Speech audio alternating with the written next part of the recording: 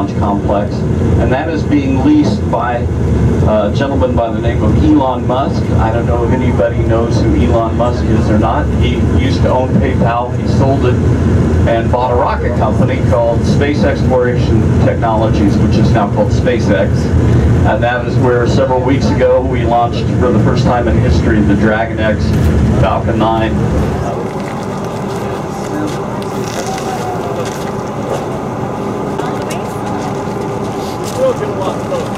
When I take young people out to Old Cape Canaveral, we have rotary dial telephones on some of the desks out there.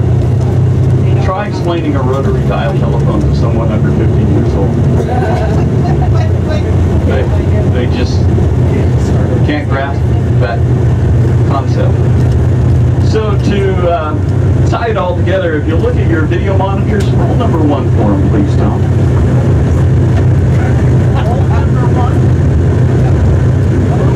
The logo is on it. Commercial Railroad does not operate on the Space Center. Telecommunications Center over here to your right, I call it the phone company if that helps you understand, is this building was conceived, it was designed, and it was built in the early 1960s.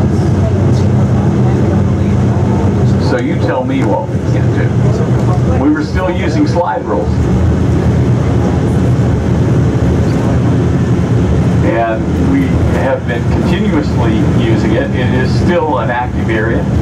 I think the engineering prototype for the Orion capsule is there as well. There's a lot of high-tech buildings out here, the support buildings. You see the smaller buildings with the pipes coming out of them with the black stripes on them. Everybody wants to know where the orbiters are. Number 2 is up here closest to the road. Are you going to go down Launcher Road? Where are you going, Tom? You can't? Okay. Yeah. Uh-oh. Okay. Number 2 is where the orbiter Endeavour is being prepared to be sent to California. That's an OPF. We use a lot of TO.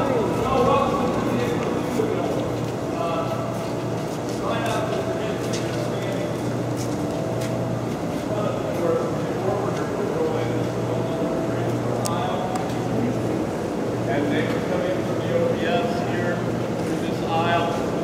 And above us, the opening, that's high bay number 3. You see that row of 5 lights? So it comes up on the crane, the cradle, moved over, dropped down onto the mobile launch platform.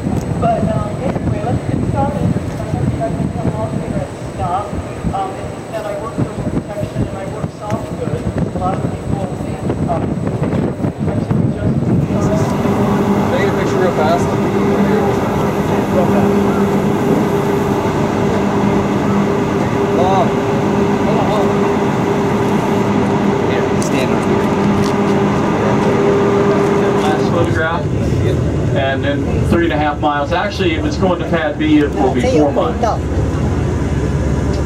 The weight of the mobile launch platform with the crawler weighs about 6 million pounds. We're talking about 9 million pounds of,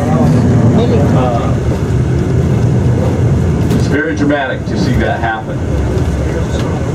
I had a guy from Texas, he was here. Anybody here from Texas? Oh my.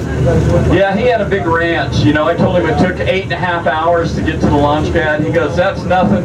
He says, back at my ranch, I take my car out of the garage, and if they have to leave the pad in a hurry, they get on that zip line in a basket, and they go right down to that tank and drive it back to the emergency evacuation area. So that's what. Can you see those? That's where the astronauts pick up their mail? No. No, it's not. Okay. Actually, those are high-speed cameras. high-speed cameras. They're specially armored, they're airtight, and that's where we get all those great pictures. A lot of these green buildings at the front of the coach. Also, if you have to smoke, we do have ashtrays. Stay on the concrete, do not go or lean or sit.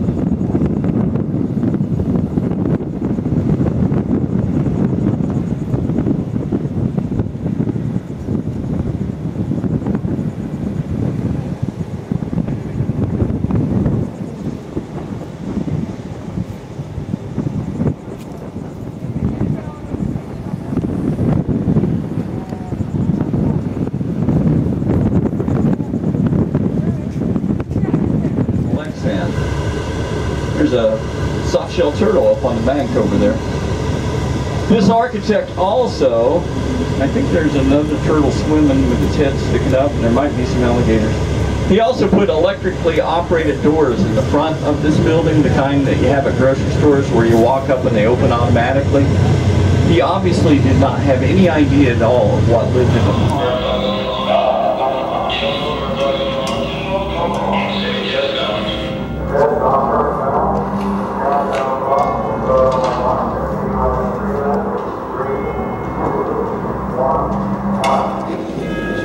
This is launch control. T-minus 3 minutes and counting. We've completed our communications checks with the Apollo 8 astronauts in the cabin, and the communications are go.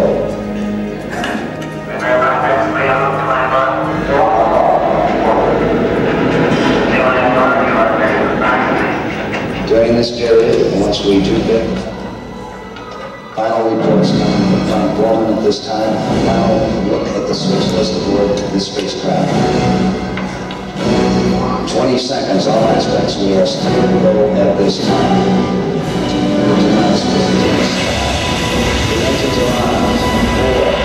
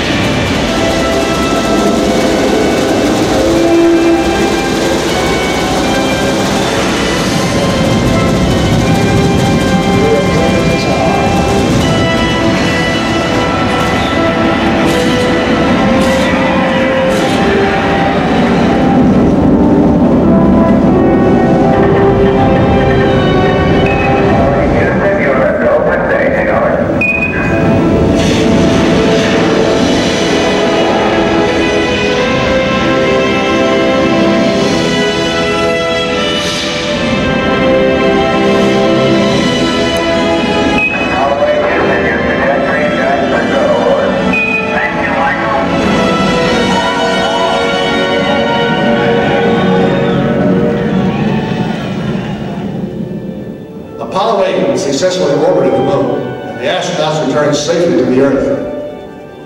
I know. I'm Jim Lovell, and I was one of the crew of this spacecraft, Apollo 8. We were the first men to see the surface of the moon from just a few miles away.